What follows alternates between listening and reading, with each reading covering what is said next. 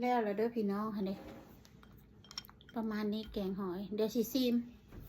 เอามาซีมมาก่อนตัวเองเป็นคนเฮ็ดตัวเองก็ต้องซีมก่อนเป็นอะไร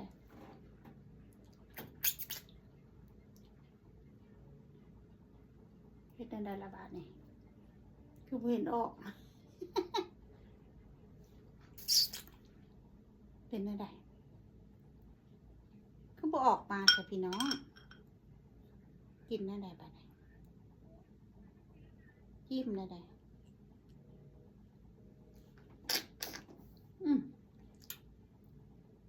คือบ่เห็นมีหอยออกมากินอะไร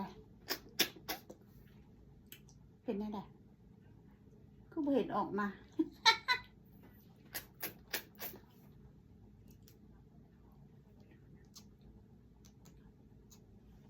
ก็เห็นออกมาสะ